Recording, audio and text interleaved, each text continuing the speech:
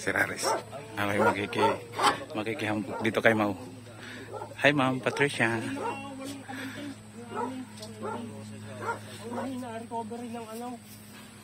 Ng bigas. Sa grains. Oo, sa bigas. Magaan. Magaan yung bigas. Yung eating quality ho. Oh, maganda naman.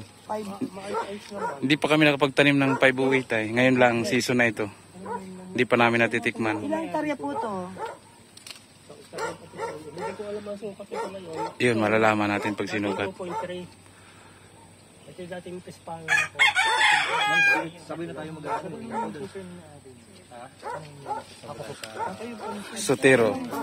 Sotero Angeles.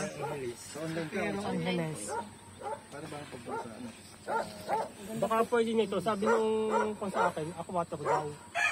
Ay atras ko tinunod to, pinunla. Hindi ko na ito. Ay, matubig naman lugar niyo, ba't di kayo nag-hydrate? Walang yung pagkakas. Para mas maganda ang ano yun. Basta siya, okay lang. Hindi kayo si grower. Paano pag sa plane dito? Di ba wala na? Ito pa kayo si grower yan. May area din kayong pang si grower. Wala, meron Tayo niyan. Ilang taon na? Pati pumahan kay kuya ito eh. Kayo po ba rin ng mga association sa farmer officer? Tapos pangalan niya dito. LFP. Kapag mga expert eh. Ano po? Hindi. Tapos lagyan sa pangalan. Kasama niyo po itong gwapong ito. Magkabatso kami. Magkabatso kami. Oh. Kami po ni GC. Sir GC Dante. Tapos nag-convention kami last sa Kalawan ba ho yun? Kasama naman si Ate Ami naman. Doon din po yun sa inyo. Jesse, yung ano kasi Na-opera siya. Oh, yun nga po ang kuwan din namin last training. Naikwento nga ho niya, Mau na ikwento nga niya, mabait talagang Mau namin. Sabi sa akin. salamat, yes. Kaya kami bibisita minsan doon, Mau. Welcome. Kapag kayo dun sa akin. Oo. Si Jess masipag din yun. May mga farm din siya. Sa corn. Wala siya atang rice. Kasi medyo mataas siya lang ang lugar. Lulukad yun kahit ganun Siya? kalit. Yun ang pinakabunso namin po sa bats. Ba't yung natanda? Pinakabunso. Ginamit niya yung palayamanan method. Oh, may melon. May sitaw siya. May sitaw. Ayun ang maganda ho talaga. Ano niya yan, ilalagay din dyan pag vegetative na. Oh. Ay, kasola niya. Maganda ho. Dahil dating palaisdaan ito. So yung mga Big sabihin, talagang mataba. Kaya maganda ho yung kuha ng palay. Kuya, bakit yung farm tool ano? Hindi na lumabas. Inibabad mo. Hindi na umakyat ano. Hindi mo na muna itinaas. Sayang. Wala pang katulong pagtataas na. Siguro mahirap magbuhat. Parang yung dulo. Palaisdaan din ho. Tilapia pa rin. Oo. Nagpipinggirlings po kasi si Parmel. Kaya talagang walang ligtas ang kwarta dito kay Pangulong Sotero.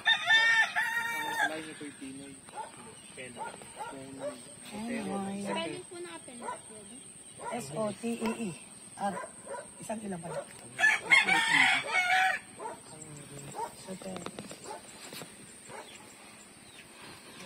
Meron akong RCM na na labar. Dalawang area. Wala pa.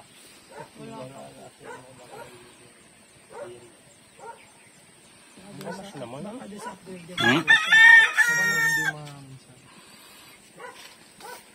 Sa pangyayari ito. Dito po, mahangin-hangin dito.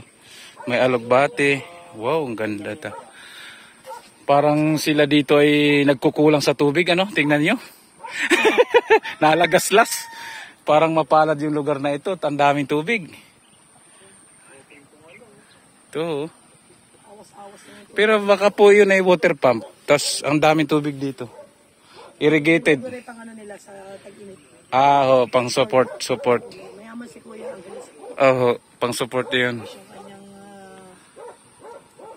field ay meron pang naito ng bodega mo. Integrated pati po.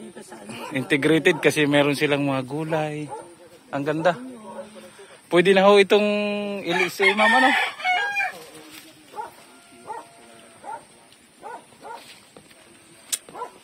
So yan mga kaagri, napakaganda. May mga sili siya dito, may alugbate. So integrated ho, mayroon siyang mga itik, may manok doon na nagala, mayroong fish pond. Pero ayon sa ating farmer ay ito daw ay inaalagaan ng fingerlings, tilapia fingerlings. Pinahinga lang ho daw muna niya dahil wala siyang mapapagsuplayan. Kumbaga ang wino-work lang niya ngayon ay mga 4 na ganun kalalaki. Pero marami talaga daw supply. So kulang naman sa demand kaya ginawa ho muna niyang palaisdaan. Maganda din naman yon dahil kondisyon na ang lupa nito ay talagang mataba na. At kita ho natin sa palay ay maganda ho ang bulas. Yan, ito lang po muna mga kaagri ang aking may babahagi sa inyo sa araw na ito. Ako inyong kaagri at ikaw ang bida. Thank you so much.